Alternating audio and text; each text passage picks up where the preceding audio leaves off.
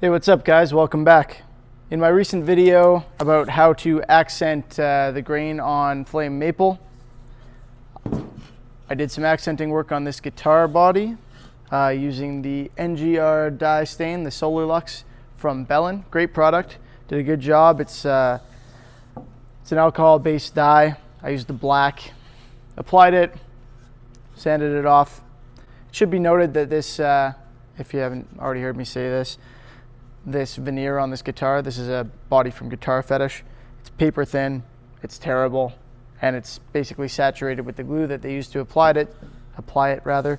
So it doesn't absorb stain and dye as well as it should. It's kind of junk. But the black dye performed admirably on it. And now I'm going to be using a water-based product over that to try and get that flame maple to really pop. Let me show you this before we continue, so that your expectations aren't too high. It's yeah, it's kind of junk, but hey, the flame maple's not totally useless. It's got some patterning to it. Might not quite be what you would expect from a good piece, but oh well. So the water-based dye that we're going to be using says that it's a stain, but I think it's a dye. Anyway, what the hell do I know? This is the Stunning Stains by Crimson Guitars. Great product. I've reviewed it before. It worked really well. I used it on some normal maple. It did quite well. I want to see how it plays with this this dye stain, because this is one of my favorite colored products.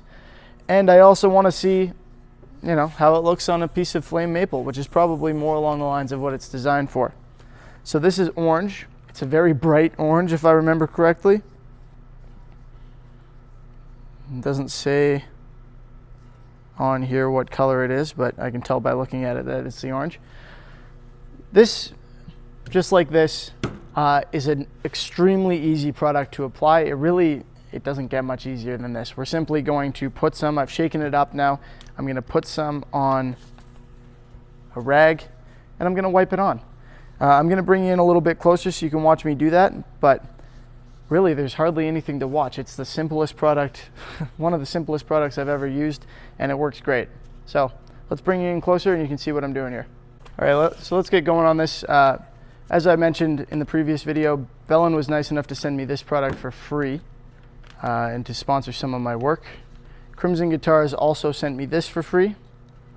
So let's take a look at it. And here I'm just going to apply, well, it's almost hard to tell what direction the grain's going in this one, so I'm just going to apply in whatever direction's comfortable for me. You can do this in more than one coat. Now, I think I already mentioned this, but just in case I didn't, because my memory's terrible, I've had lots of concussions. This veneer does not take stain as well as you would think. All right, it's insanely thin. There's pretty much nothing there, to the point where they've actually sanded through it in a couple places before they even gave it to me. And you know, they had to glue it on there, so really there was no surface area to speak of that isn't saturated all the way through with glue from them putting it on there, which of course makes it difficult for it to absorb this stuff. It also doesn't take the stain as evenly as you would think, but still, I mean, it's good for demonstration purposes. What I can tell you so far is, as expected, the stain is very easy to apply, and also, as expected, I'm not having any problems with it mixing poorly with the black dye that's on there. At most, it might be pulling out a very small amount of the black dye, but it doesn't appear to be. Bearing in mind, this is a completely different product. It's water-based instead of alcohol-based. It's though it's applied much the same way, it's made a lot differently. So usually with products like that have different bases to them, you do have to worry about them not working together and about getting crazy reactions and stuff, but I'm not having any problems with anything like that. So these two, I would say, are pretty safe to use together. And I think they actually look and work quite well together. Look well together. doesn't make any bloody sense. They look good together and work well together.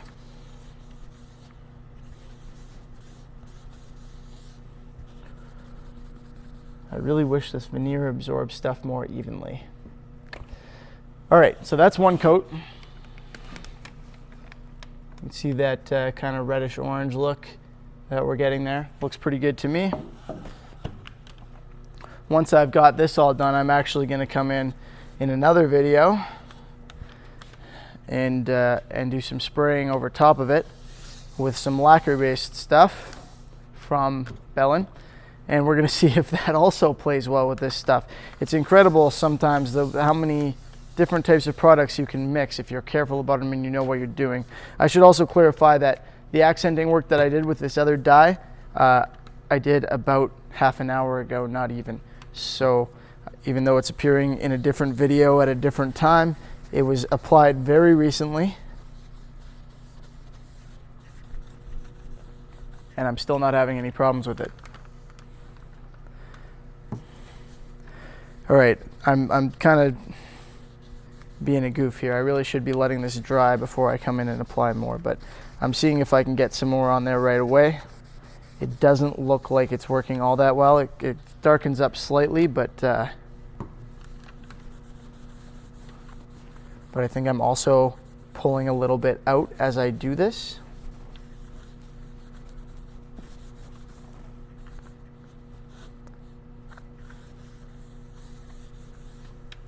Yeah.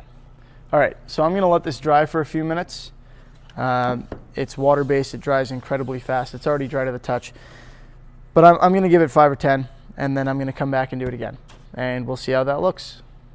All right, guys, so there we go. It's looking pretty good. We had a chance to use a couple of awesome products in there. The NGR Solar Lux stain from Behlen and the Crimson Guitars Stunning Stains.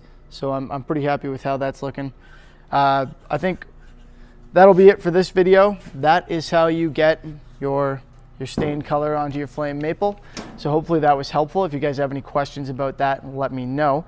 And in future videos, we're gonna try out some more products on this body while I've got it. So I'm gonna maybe take a look at a new pore filler to fill this mahogany, because it's pretty open grain stuff and it doesn't finish well if you don't fill it. So we'll do that. We'll take a look at a sealer for this whole thing, and then some tinted lacquer to put on a burst effect. I'll show you guys how a burst effect is done properly, hopefully. And then we'll review probably some aerosol lacquer top coat. So stay tuned. We got some cool stuff coming up with this one. And as always, thanks for watching. See you next time.